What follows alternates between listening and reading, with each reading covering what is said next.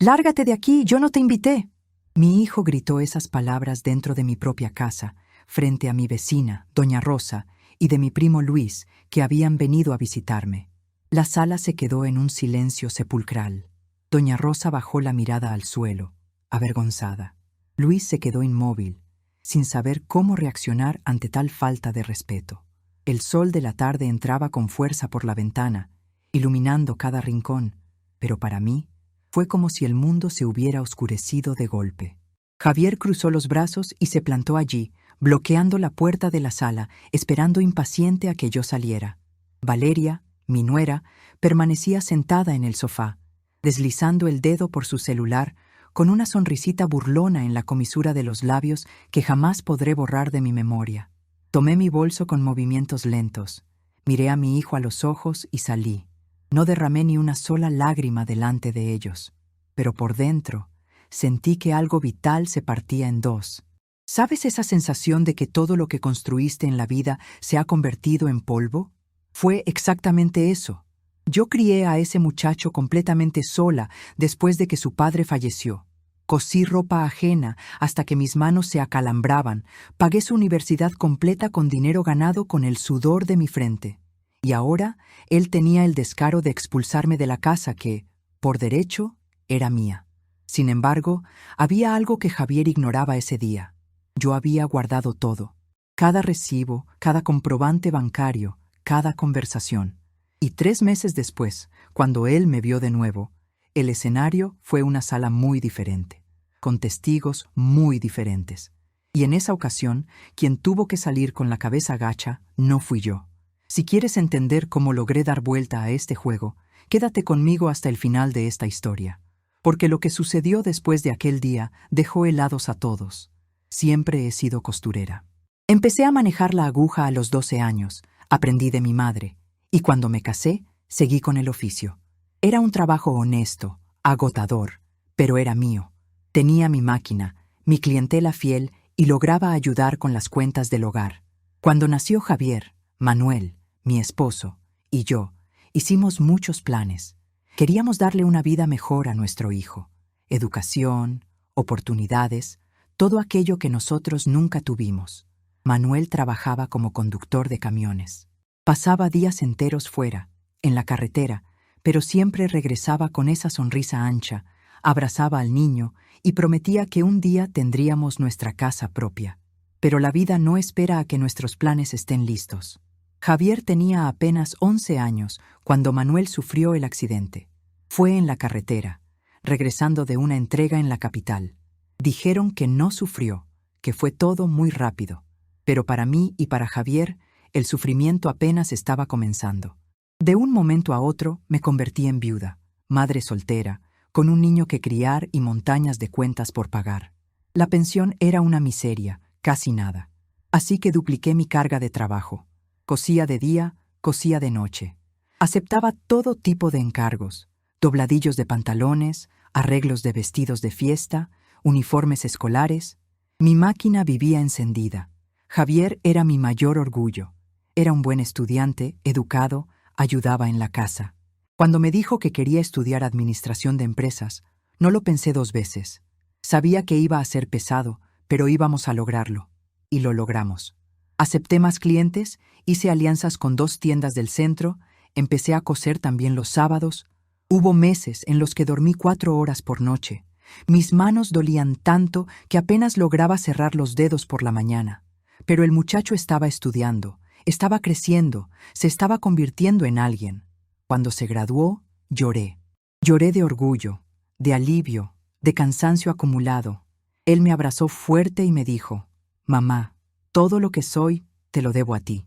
Aquel día fue uno de los más felices de toda mi existencia. Después de la universidad, Javier consiguió un buen empleo en una empresa de logística. Empezó ganando razonable y luego fue ascendiendo. Se compró un auto, alquiló un departamento y yo fui feliz viéndolo conquistar sus propias cosas. Nunca le cobré nada, nunca le eché nada en cara. Él sabía perfectamente lo que yo había sacrificado. Fue en esa época que conoció a Valeria. Al principio, ella era muy educada. Sonreía, me saludaba con cortesía, venía a almorzar a casa los domingos. Yo me esforzaba por recibirla bien. Preparaba esa comida casera deliciosa, arreglaba la mesa bonita. Quería que ella se sintiera parte de la familia. Pero empecé a notar ciertos detalles. Valeria no comía casi nada. Decía que estaba a dieta. Jugueteaba con la comida en el plato, la separaba, ponía cara de quien estaba allí por pura obligación. Y siempre soltaba algún comentario. «Vaya, doña Elena, usted usa demasiado aceite, ¿no?» O «Yo no como carbohidratos por la noche». Cosas pequeñas, pero que pinchaban. Javier se reía, le parecía gracioso, decía que ella era exagerada, pero yo veía que él también estaba cambiando. Empezó a hablar diferente, a usar palabras rebuscadas que yo no conocía, a mirar las cosas de nuestra casa como si fueran viejas, demasiado simples. Cuando se casaron, yo ayudé. Pagué parte de la fiesta, aún sin tener mucho de sobra. Era mi único hijo, yo quería verlo feliz. Valeria apenas me dio las gracias. Solo dijo que quedó lindo, considerando el bajo presupuesto. Unos meses después de la boda, mi casa empezó a dar problemas.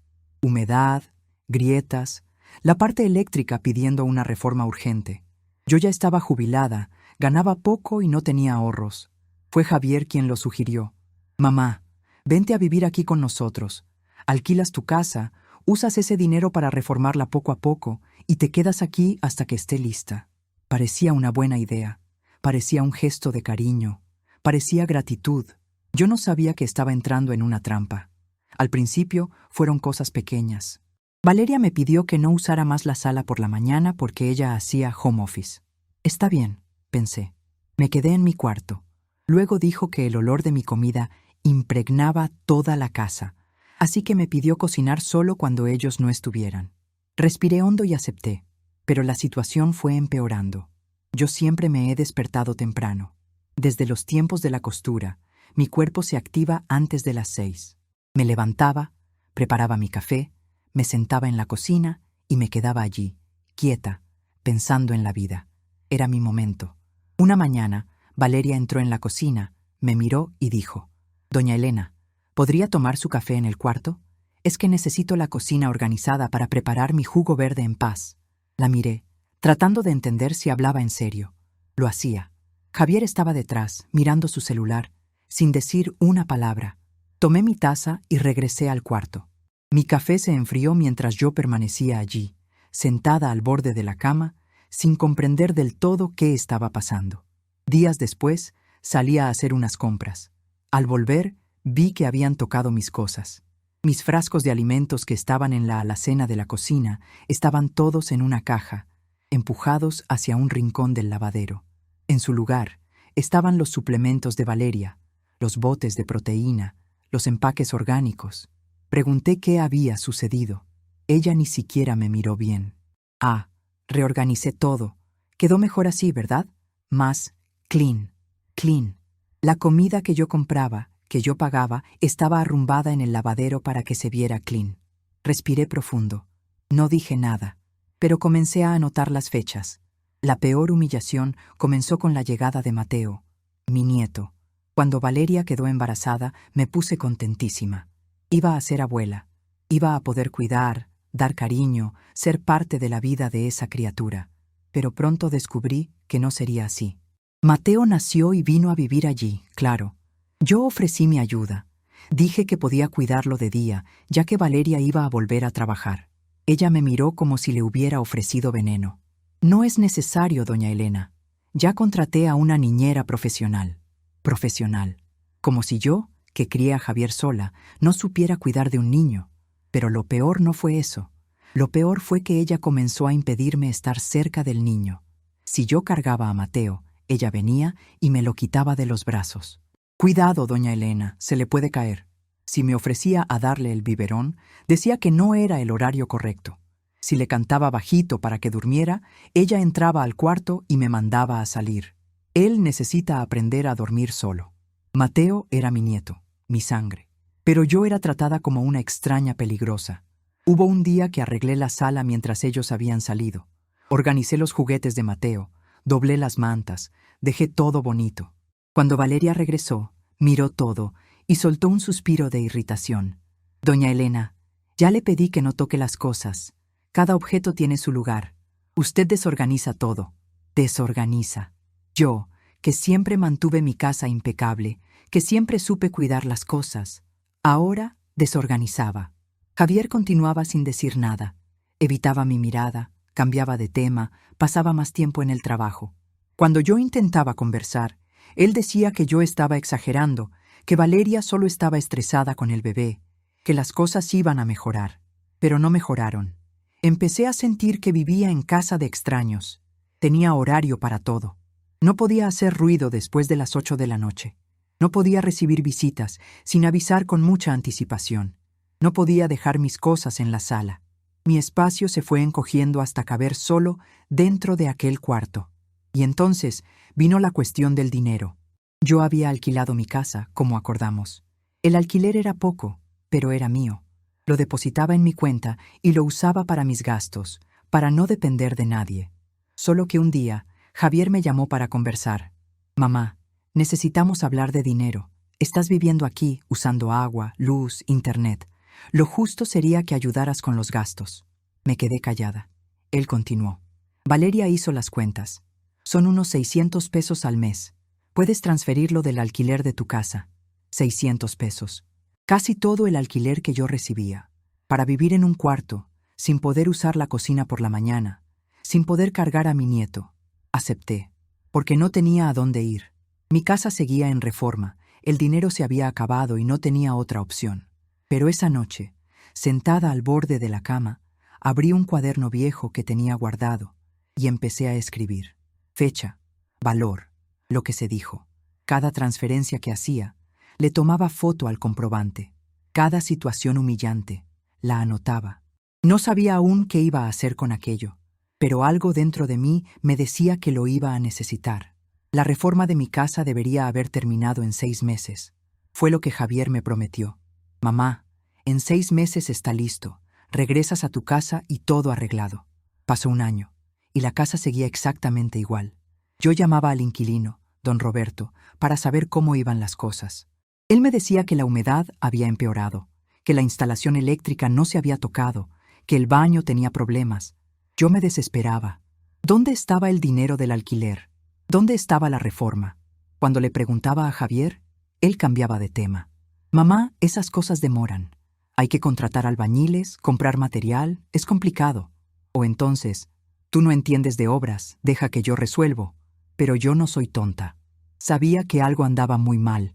Empecé a pedir los comprobantes. Quería ver las facturas, los recibos del material de construcción, los pagos a los obreros. Javier siempre tenía una excusa.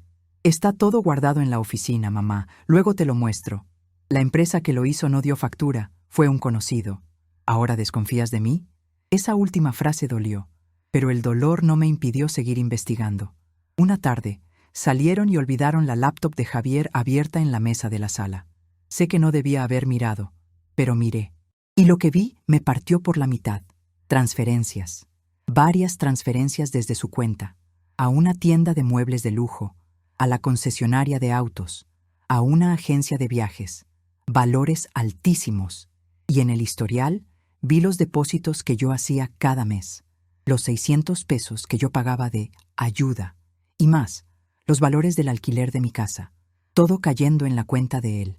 Ni un centavo había ido a la reforma. Mi hijo estaba tomando el dinero del alquiler de mi casa, sumándolo con lo que yo pagaba para vivir allí y usándolo para su vida, para la vida de ellos. Muebles nuevos, auto nuevo, viaje a la playa. Mientras tanto, mi casa pudriéndose y yo presa allí, pagando para ser humillada. Tomé una foto de la pantalla con mi celular, con la mano temblando y el corazón disparado, pero la tomé. No sabía si la necesitaría, pero no podía dejar pasar aquello. Cerré la laptop, volví a mi cuarto y me senté en la cama. Me quedé allí, paralizada, tratando de procesar. Mi hijo, a quien crié sola, a quien le pagué la universidad, a quien vestí, alimenté y amé. Me estaba robando. No era un error, no era un descuido, era un robo. Algunos días después, la situación empeoró. Javier me llamó para hablar de nuevo. Dijo que la reforma iba a salir más cara de lo esperado, que lo mejor sería vender mi casa y usar el dinero para invertir en algo mejor. Ya tenía hasta los papeles separados. Solo firma aquí, mamá. Yo me encargo de todo. Tomé los papeles. Era un poder notarial, dándole plenos poderes para vender, negociar, hacer lo que quisiera con mi propiedad. Lo miré a los ojos. Busqué al niño que yo conocía. No lo encontré. Necesito pensarlo, Javier. Él se impacientó. ¿Pensar qué, mamá? ¿Confías en mí o no? Valeria estaba recargada en el marco de la puerta, de brazos cruzados. Es para facilitar las cosas, doña Elena. Usted no entiende de estos temas jurídicos de todos modos. No entiendo. Claro, porque solo soy la costurera ignorante que pagó la carrera de su marido. Sostuve los papeles y dije que iba a leerlos con calma. Me los llevé al cuarto y no firmé. Esa noche llamé a don Roberto, mi inquilino. Le pregunté si alguien había ido a hacer presupuesto para la reforma. Me dijo que no. Nadie. En un año entero, nadie había puesto un pie en esa casa para evaluar nada. Era mentira. Todo era mentira desde el principio. Llamé a mi primo Luis. Le conté todo. Él se indignó. Dijo que necesitaba salir de allí, que eso era abuso. Pero yo no tenía a dónde ir. No inmediatamente. Mi casa era inhabitable. No tenía dinero ahorrado. Mi jubilación era poca. Pero Luis me dio un consejo. Prima, guarda todo, todo, y busca un abogado. Tienes derechos. Fue ahí que empecé a juntar pruebas de verdad, capturas de pantalla de las conversaciones, copias de los comprobantes de transferencia, fotos de los papeles que Javier quería que firmara, anotaciones de cada cosa que decían, cada situación, cada humillación. Abrí una carpeta de plástico que había guardado de mis tiempos de costura y fui colocando todo allí dentro, bien organizado, cronológico. Cada prueba tenía fecha, tenía contexto, tenía testigo cuando era posible. Aún no sabía exactamente qué iba a hacer, pero sabía que no se la iba a dejar barata. No esta vez. Ellos creían que yo era débil. Creían que iba a aceptar todo callada. Estaban equivocados. Fue un domingo.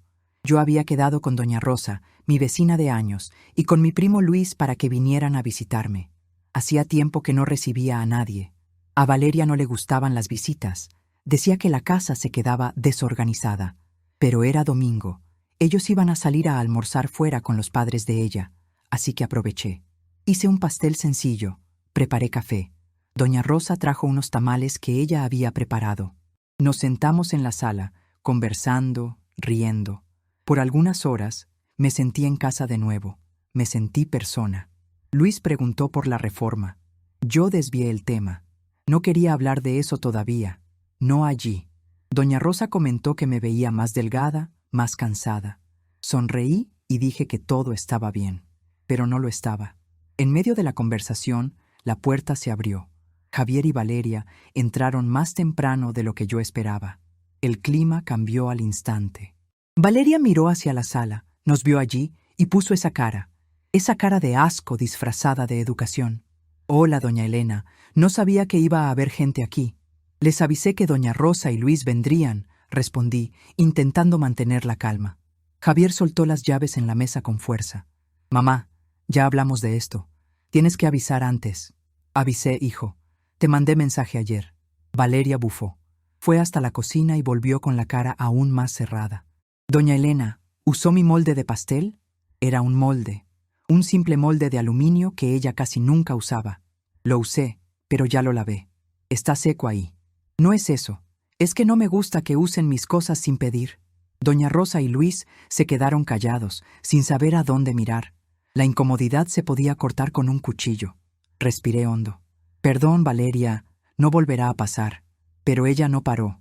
Siguió caminando por la sala, mirando todo con desprecio. Y hay migajas en el sofá.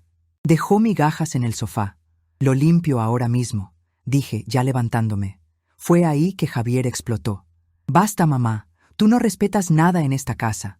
Salimos, volvemos y hay gente extraña aquí, comida regada, desorden. Javier, son doña Rosa y Luis. No son extraños. Para mí lo son.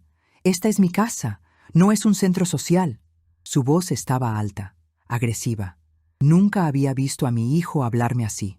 Hijo, por favor, vamos a hablar después. No, vamos a hablar ahora. Se acercó a mí con el dedo apuntándome.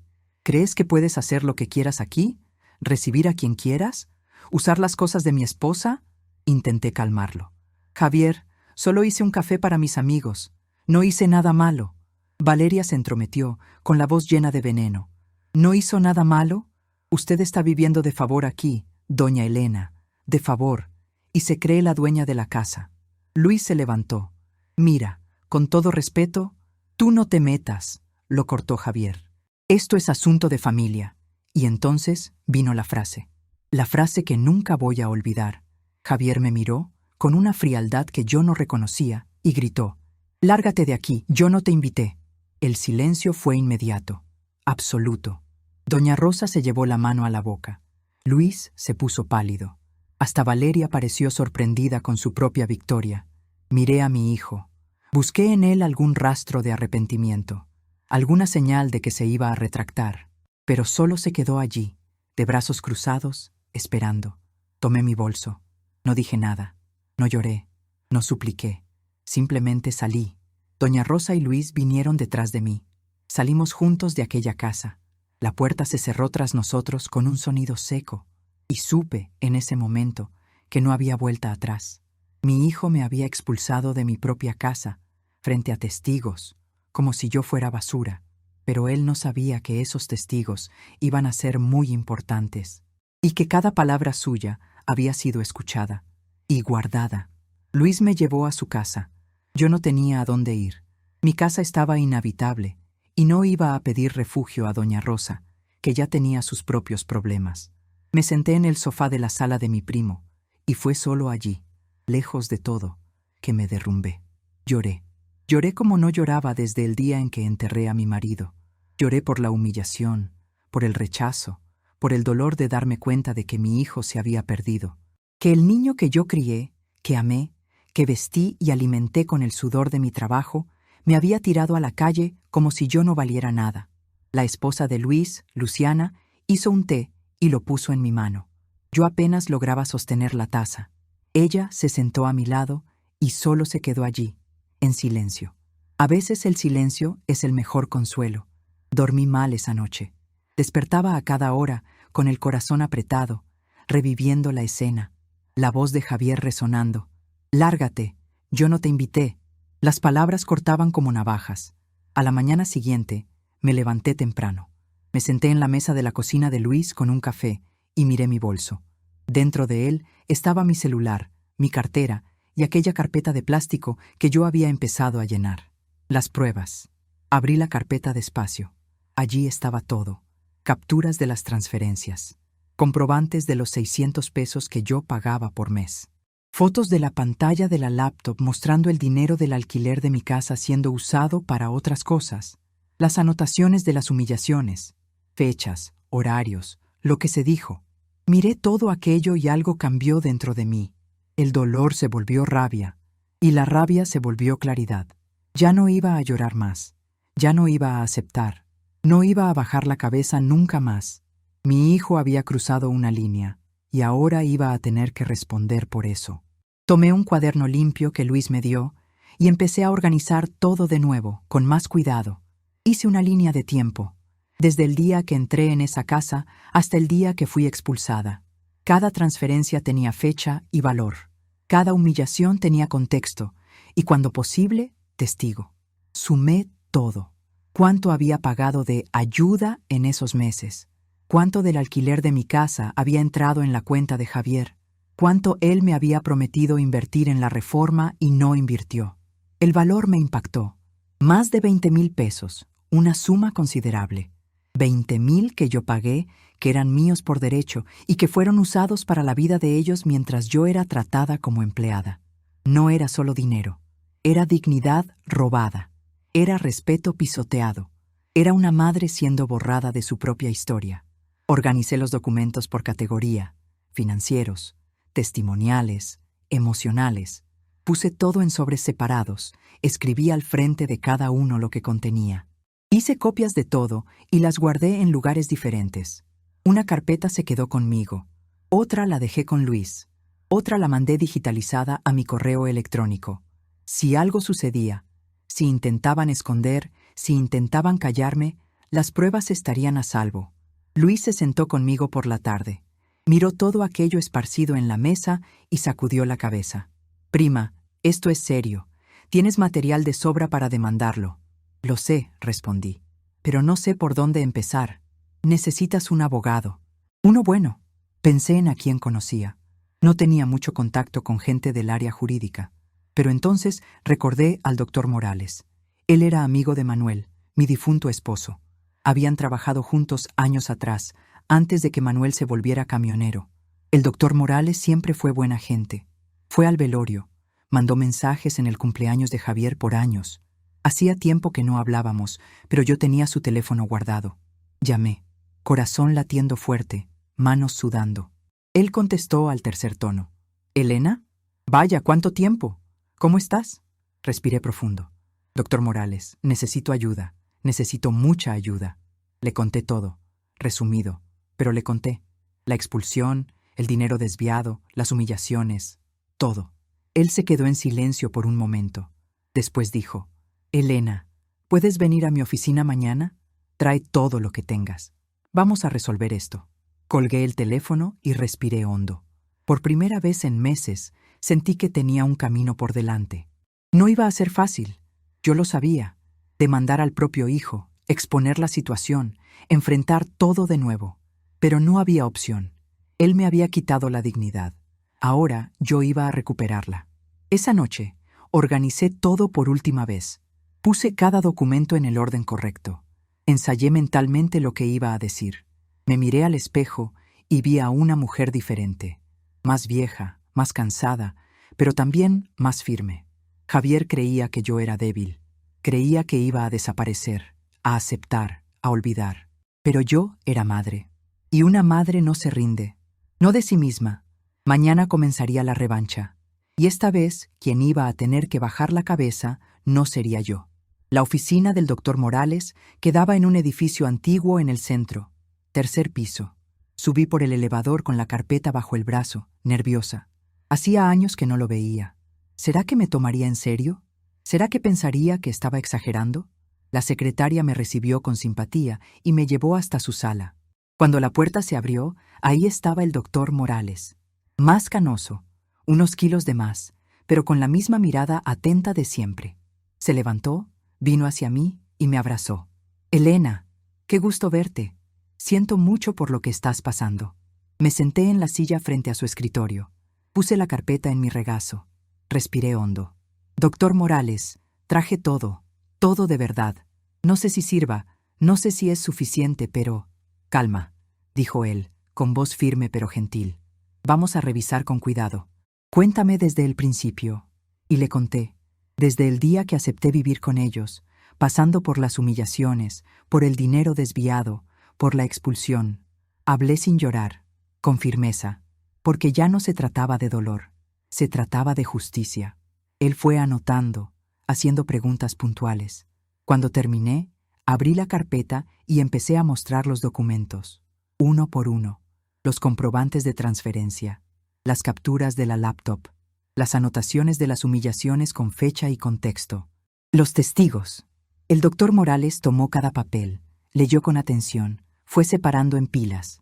Cuando terminó, se quitó los lentes y se frotó el rostro. «Elena, esto es grave, muy grave. Lo sé. No, no has entendido». Se inclinó hacia el frente. «Esto no es solo una cuestión de dinero. Es apropiación indebida, abuso financiero contra adulto mayor. Y dependiendo de cómo lo encuadremos, puede ser hasta coacción para que firmaras aquel poder». Adulto mayor. La palabra me sonó extraña. Nunca me había visto así, pero legalmente, a los 62 años, yo tenía protección especial. «Hay algo más», dijo él, moviendo los papeles. «Este alquiler de tu casa, ¿está a nombre de quién?» «Mío. La casa es mía». «¿Y el dinero cae en la cuenta de quién?» Pensé. «En la mía. Pero Javier tiene acceso. Él pidió que lo pusiera como autorizado para facilitar». El doctor Morales anotó algo rápido. «Elena, necesitamos sacarlo de esa cuenta. Ahora mismo». «¿Por qué?» «Porque si tiene acceso, puede seguir desviando. Y dependiendo de lo que esté planeando, puede intentar vaciar todo antes de que reacciones». Mi sangre se heló. No había pensado en eso. Esa misma tarde fuimos al banco. Retiré la autorización de Javier. Cambié la contraseña. El gerente me miró con extrañeza, pero hizo todo correctamente. Ahora el dinero de mi casa era solo mío. De vuelta en la oficina, el doctor Morales abrió una carpeta nueva y comenzó a armar la estrategia. Elena, vamos a actuar en 3 frentes: jurídica, financiera y emocional. Necesitas entender cada una. Tomé papel y pluma para anotar. Él continuó. Primer frente, jurídico. Vamos a iniciar una demanda de reparación de daños materiales y morales. Tienes pruebas suficientes.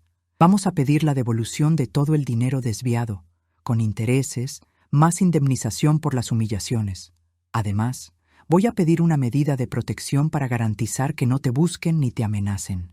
¿Medida de protección?, pregunté. Exacto. Si intentan intimidarte, perseguirte, cualquier cosa, responden penalmente. Es para tu seguridad. Anoté todo. Él prosiguió. Segundo frente, financiero. Vamos a contratar un contador. Él va a tomar todos tus comprobantes y hacer un informe técnico mostrando exactamente cuánto fue desviado y a dónde fue. Eso fortalece mucho el proceso. A los jueces les gustan los números, la prueba técnica. Tenía sentido. Él continuó. Tercer frente, emocional. Elena, esto va a ser difícil, muy difícil, porque es tu hijo. La gente va a preguntar, va a juzgar, va a decir que estás exagerando. Necesitas estar preparada. Lo miré. Ya estoy preparada. ¿Estás segura? Absolutamente. Él me expulsó de mi propia casa, doctor Morales. Me robó, me humilló. Ya no se trata de perdón, se trata de dignidad. Él asintió despacio. Entonces vamos adelante. Antes de salir, tomó una carpeta y sacó un documento más. Hay algo que descubrí aquí. Cuando me diste los datos de tu casa, fui a verificar en el registro público. ¿Y? Alguien intentó abrir una escritura nueva con un poder falso. No lo logró porque la notaría pidió reconocimiento de firma y la firma no coincidía. Pero lo intentaron. Mi corazón se disparó. ¿Intentaron vender mi casa? ¿O hipotecarla? No sé todavía. Pero sí, alguien intentó usar tu propiedad. No necesitaba ser adivina para saber quién había sido. Salí de esa oficina con todo acordado. La demanda iba a ser presentada la semana siguiente. El contador ya había sido contactado. Los testigos, doña Rosa y Luis, habían aceptado dar su declaración. Pero hubo algo que el doctor Morales me dijo antes de irme y que se quedó resonando en mi cabeza. Elena, él va a intentar buscarte. Va a intentar disculparse, manipular, hacer que desistas. Necesitas ser fuerte, porque si te retractas, ellos sabrán que pueden hacerlo de nuevo. Me prometí a mí misma que no iba a flaquear. No esta vez. Volví a casa de Luis con la mente más ligera. Por primera vez en meses, tenía un plan. Tenía aliados. Tenía pruebas. Y tenía algo que ellos nunca esperaron que yo tuviera. Coraje para ir hasta el final. Javier me subestimó. Pensó que yo iba a desaparecer callada, avergonzada, derrotada. Pero olvidó quién me enseñó a ser fuerte. La vida. Y la vida me había preparado para esto. Pasaron 2 semanas entre el encuentro con el doctor Morales y el día de la audiencia de conciliación. 2 semanas que cambiaron todo en mí. Yo ya no era aquella mujer que salió llorando de esa casa. No era más la madre humillada, la abuela apartada, la costurera tratada como estorbo. Yo era otra persona ahora, alguien que había aprendido a respetarse. Desperté el día de la audiencia antes de que saliera el sol. Me senté al borde de la cama en la casa de Luis y me quedé allí, quieta, respirando. No estaba nerviosa, estaba enfocada. Me levanté, me bañé, me arreglé con cuidado. Elegí una ropa sencilla, pantalón negro, blusa blanca, zapato cerrado. Nada llamativo, nada exagerado. Quería que me miraran y vieran exactamente quién era. Una mujer digna que estaba allí para buscar justicia. Me recogí el cabello en un chongo bajo. Me puse un labial claro. Miré al espejo y vi a mi madre. Vi a todas las mujeres de mi familia que trabajaron duro, que enfrentaron injusticias, que no se doblegaron.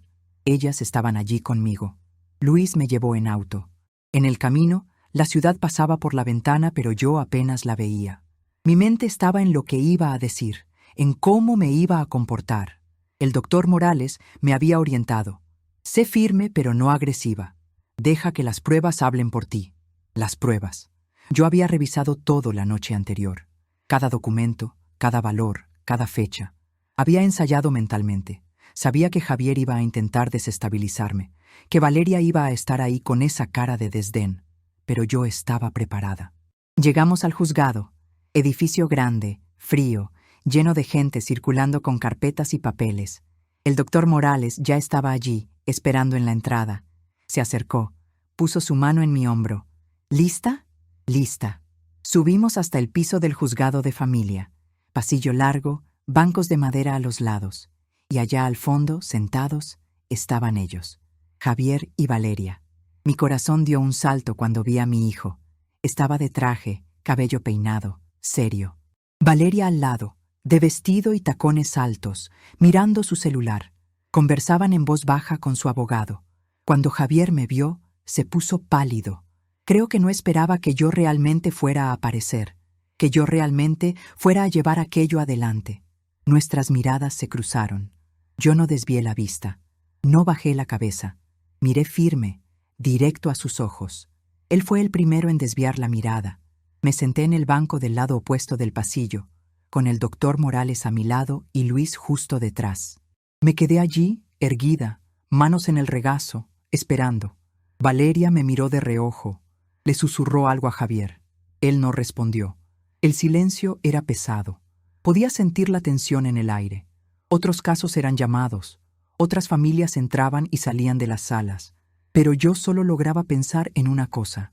Este era el momento, el giro, el punto donde todo iba a cambiar. El doctor Morales abrió la carpeta a su lado, revisó los documentos. Me miró y asintió levemente. Todo listo. Cerré los ojos por un segundo. Respiré hondo. Pensé en todas las noches que pasé cosiendo hasta que mis dedos dolían. Todas las veces que dejé de comer para pagar la escuela de Javier. Todas las humillaciones que tragué callada. No iba a tragar más. La puerta de la sala de audiencias se abrió. La secretaria apareció y llamó. Proceso de Elena Gutiérrez contra Javier Gutiérrez y otros. Pueden pasar. Me levanté. Tomé mi bolso. Miré una última vez a Luis, que me dio una sonrisa alentadora. Caminé hacia esa puerta con la columna recta y el corazón firme. Pasé junto a Javier sin mirar. Entré en la sala, y allí dentro, finalmente, yo iba a hablar. Iba a mostrar las pruebas. Iba a exigir mi dignidad de vuelta. La confrontación había comenzado. La sala era pequeña, una mesa larga en el centro, sillas de cada lado. La conciliadora, una mujer de unos 50 años, con lentes y expresión neutra, ya estaba sentada en la cabecera. Nos indicó los lugares. Yo y el doctor Morales de un lado. Javier, Valeria y su abogado del otro. Me senté despacio. Acomodé el bolso en mi regazo. Puse las manos sobre la mesa. Javier estaba inquieto, jugando con sus dedos. Valeria mantenía esa postura altiva, barbilla en alto, como si estar allí fuera un inconveniente para ella. La conciliadora abrió el expediente, leyó rápidamente y comenzó. Bueno, estamos aquí para intentar una conciliación entre madre e hijo. Doña Elena, usted inició una demanda pidiendo reembolso de valores e indemnización por daños morales. ¿Es así? Sí, señora. Miró a Javier. Señor Javier, ¿le gustaría intentar un acuerdo antes de seguir al proceso judicial? Su abogado, un hombre joven de traje azul, se adelantó. Doctora, mi cliente quisiera aclarar que se trata de un malentendido familiar. La madre vivía con ellos, hubo un desacuerdo, pero nada que justifique este proceso. Malentendido. Respiré hondo. El doctor. Morales puso la mano levemente sobre la mesa, indicándome calma. La conciliadora se volvió hacia mí. Doña Elena, ¿le gustaría hablar? Me gustaría. Miré a Javier, directo a los ojos. Él desvió la mirada de nuevo. Viví con mi hijo y mi nuera por 1 año y 2 meses. Entré en esa casa porque mi propia casa necesitaba reparaciones y él me invitó. Dijo que estuviera tranquila, que la familia cuida de la familia. Mi voz estaba firme, sin temblor. Pero desde el primer mes, las cosas cambiaron. Empecé a pagar 600 pesos al mes para vivir allá. Dijeron que era lo justo, que era para ayudar con los gastos. Saqué de la carpeta el primer sobre. Aquí están los comprobantes de todas las transferencias. 13 meses por 600 pesos, 7,800 pesos. Puse los papeles en la mesa. La conciliadora los tomó, les echó un vistazo. Además, continué, mi casa estaba alquilada. El alquiler era de 700 pesos por mes. Yo autoricé a mi hijo a tener acceso a mi cuenta porque él dijo que iba a usar ese dinero para pagar la reforma. Saqué el segundo sobre. Aquí están los extractos de mi cuenta. 13 meses de alquiler. 9,100 pesos. Ni un centavo fue usado en la reforma. El abogado de Javier se movió en la silla. Doctora, esas son cuestiones financieras internas de la familia. No hay comprobación de desvío. El doctor Morales lo interrumpió, educado pero firme. Sí la hay, y la voy a presentar ahora. Sacó una carpeta más gruesa. Este es el informe contable que solicitamos. Muestra exactamente a dónde fue el dinero de mi cliente. Compra de muebles, cuotas del auto, viaje a un resort en Cancún. Todo pagado con el dinero de ella mientras su casa seguía sin arreglar. Puso el informe en la mesa. La conciliadora lo tomó, comenzó a leer. Su expresión cambió. Se puso más seria. Javier finalmente habló, en voz baja. Mamá, yo iba a devolverlo. Era solo un préstamo temporal. ¿Préstamo? Mi voz salió más alta de lo que esperaba. Un préstamo se pide, Javier. No se toma a escondidas. Valeria bufó. Ay, por el amor de Dios. Estabas viviendo gratis allá, comiendo, usando todo. ¿Gratis? Me volví hacia ella. Yo pagaba 600 pesos al mes para vivir en un cuarto donde no podía recibir visitas. No podía usar la cocina por la mañana. No podía ni cargar a mi nieto. Porque eres invasiva, soltó ella. Tú no respetabas nuestro espacio. Era mi casa. Mi voz salió firme, controlada. La casa era mía, estaba a mi nombre. Dejé que ustedes vivieran allí cuando no tenían a dónde ir después de la boda. Y ustedes me expulsaron. Silencio. La conciliadora levantó las cejas. ¿Cómo que era su casa? Saqué el tercer sobre. Mi mano temblaba un poco, pero la sostuve firme. La escritura. La casa donde yo vivía con ellos es mía, comprada con el dinero de la indemnización de mi esposo fallecido. Está aquí, a mi nombre. Puse el documento en la mesa. El abogado de Javier se puso pálido. Tomó el papel, leyó, se lo pasó a Javier. Mi hijo cerró los ojos. La conciliadora lo miró, severa. Señor Javier, ¿usted expulsó a su madre de la casa de ella? Él no respondió. Valeria intentó, pero ella había acordado pasar la casa a nombre de él. No acordé nada, corté. Él intentó hacerme firmar un poder para vender mi casa. No firmé. Y descubrí después que alguien intentó registrar un poder falso en la notaría. No lo logró porque la firma no coincidía. El doctor Morales puso un papel más en la mesa. Aquí está el documento de la notaría confirmando el intento de fraude. El silencio en la sala era absoluto. La conciliadora se quitó los lentes, se frotó los ojos, se los volvió a poner. Esto es grave, muy grave. El abogado de Javier pidió un momento. Salió de la sala con él y con Valeria. Nos quedamos allí, el doctor, Morales y yo, esperando. Mi corazón latía fuerte, pero yo estaba calmada. Las pruebas estaban sobre la mesa. La verdad estaba expuesta. 10 minutos después, regresaron. Javier estaba rojo, sudando. Valeria lloraba. El abogado venía al frente, con voz cansada. Doctora, mi cliente quisiera proponer un acuerdo. La conciliadora asintió. Él continuó. Devolución integral de los valores comprobados, con intereses, más 5,000 pesos de indemnización por daños morales. Y la transferencia inmediata de la posesión de la casa de vuelta a doña Elena. El doctor Morales me miró. Yo negué con la cabeza. No era suficiente. No acepto, dije. El abogado abrió los ojos como platos. ¿La señora quiere más dinero? No quiero dinero. Quiero una retractación pública. Quiero que mi hijo reconozca, por escrito y frente a testigos, lo que hizo. Y quiero que Valeria se aleje completamente de cualquier decisión relacionada conmigo. Valeria explotó. ¿Quién te crees que eres para dictar lo que yo? Silencio. La conciliadora golpeó la mesa. Me miró. La señora tiene derecho a pedir eso. Señor Javier, ¿qué dice usted? Mi hijo me miró. Por primera vez desde que entramos en esa sala, realmente me miró. Y lo vi. Vi vergüenza. Vi arrepentimiento. Vi al niño que yo crié, perdido bajo tanta ambición y mala influencia. Mamá, su voz falló. Yo lo siento mucho. No quiero disculpas ahora, Javier.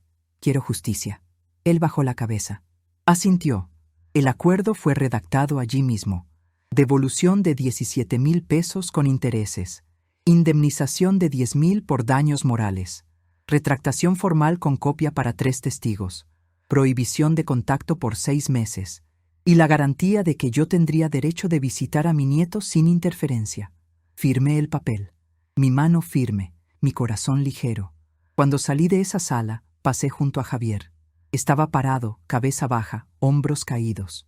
Me detuve por un segundo, muy cerca de él, y le dije bajito: yo te crié para ser un hombre de verdad, no para ser el ladrón de tu propia madre. Y salí. El pasillo del juzgado nunca me pareció tan claro, tan abierto. Luis me esperaba con una sonrisa de orgullo. El doctor Morales apretó mi mano. Yo había ganado. No porque tuviera el dinero de vuelta, sino porque tenía mi dignidad. 3 meses después de la audiencia, muchas cosas habían cambiado. El dinero entró en mi cuenta. Todos los 17,000 con intereses, más los 10,000 de la indemnización. Era extraño ver aquel valor allí, después de tanto tiempo siendo engañada. No se trataba del dinero, nunca lo fue, pero representaba algo mayor, el reconocimiento de que yo había sido víctima de una injusticia. Lo primero que hice fue terminar la reforma de mi casa. De verdad esta vez. Contraté a un albañil honesto, recomendado por doña Rosa, que hizo todo correctamente. Humedad resuelta, parte eléctrica nueva, baño remodelado. En 2 meses, mi casa estaba lista, y yo regresé. Volví a mi casa, a mi espacio, a mis cosas. Abrí las ventanas, dejé entrar el sol, y por primera vez en más de un año, respiré en paz. Javier intentó llamarme 2 veces durante el periodo de prohibición de contacto. No contesté. El doctor Morales me había orientado. Si él no respeta el acuerdo, puedes demandar de nuevo. Después de los 2 intentos, paró.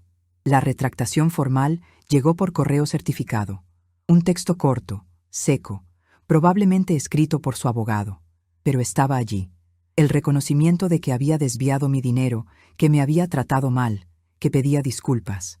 Guardé la carta, no por rencor, sino como recuerdo de que yo no iba a aceptar ser pisoteada nunca más. Las consecuencias para ellos fueron llegando poco a poco. Doña Rosa, que había presenciado todo, le contó a algunas vecinas del barrio antiguo. La noticia se esparció. No por chisme malintencionado, sino porque la gente se indignaba. ¿Cómo un hijo le hace eso a su propia madre? Escuché decir que Valeria perdió algunas amistades, que la gente del trabajo de Javier se enteró y pasaron a verlo con otros ojos. No sé si es verdad. No fui a averiguar. Pero sé que las acciones tienen consecuencias, y que la forma en que tratas a las personas, especialmente a tu familia, dice mucho sobre quién eres. En cuanto a su matrimonio, no sé cómo está. Ya no es mi problema. Pero sé que las relaciones construidas sobre el irrespeto y la ambición suelen romperse en la primera crisis. Después de que los 6 meses de prohibición de contacto terminaron, Javier apareció en mi puerta. Era una tarde de sábado. Yo estaba regando las plantas cuando oí el timbre. Abrí la puerta. Él estaba allí, solo, sin Valeria. Delgado, ojeras profundas, cabello despeinado. Parecía 10 años más viejo. «Mamá, ¿puedo pasar?»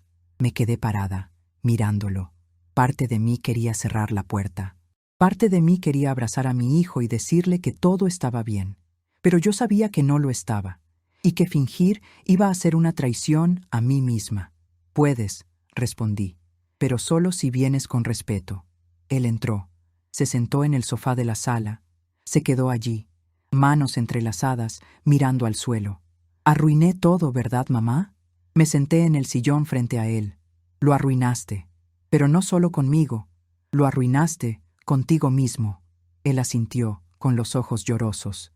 «Valeria, ella ya no es la misma, o tal vez soy yo quien la está viendo de verdad ahora, y yo me miro al espejo y no reconozco en quién me convertí». «Javier», le dije, con voz firme, «te perdono, porque eres mi hijo y siempre te voy a amar, pero perdonar no significa olvidar, y no significa que las cosas van a volver a ser como eran. Lo sé, me quitaste mi dignidad, me hiciste sentir invisible, desechable, y eso duele más que cualquier dinero que hayas podido desviar. Él lloró de verdad, y yo lo dejé, porque a veces necesitamos sentir el dolor de nuestras decisiones para poder cambiar. Antes de que se fuera, dejé claros los límites. Podía visitarme, pero con aviso previo. Podía llamarme, pero sin exigencias. Podía traer a Mateo, mi nieto, pero con respeto. Valeria no era bienvenida hasta que ella también se retractara. De verdad, no en papel. Él aceptó todo y se fue. Desde entonces, tenemos una relación. No es lo que era antes. Tal vez nunca vuelva a serlo. Pero es honesta. Y eso ya es mucho. Mi vida hoy es sencilla. Despierto temprano, tomo mi café en mi cocina, cuido mis plantas. Volví a coser, no por necesidad, sino por placer. Hago prendas para mí, para Doña Rosa, para las amigas de la iglesia. Es terapéutico. Mateo viene a visitarme una vez al mes. Javier lo trae, se queda un poco y se va. Mi nieto y yo nos quedamos allí, en el suelo de la sala, jugando, riendo. Él me llama abuela, y cuando escucho esa vocecita, mi corazón se llena. Aprendí muchas cosas en este proceso. Aprendí que el amor no es sinónimo de aceptación ciega, que el respeto se exige, no se implora, que la dignidad no se negocia, y que, por más difícil que sea, a veces necesitamos enfrentar a las personas que amamos para salvarnos a nosotros mismos. Si estás pasando por algo parecido, si estás siendo irrespetado dentro de tu propia familia, invisibilizado, humillado, quiero que sepas una cosa: tienes valor, tienes derechos, y tienes el derecho de decir no. No importa la edad que tengas, no importa si es tu hijo, tu hija, tu yerno, tu nuera, nadie tiene el derecho de robarte, de humillarte, de borrarte. Yo sé que es difícil, yo sé que duele, pero duele más quedarse callada, tragando todo, hasta que no quede nada de ti.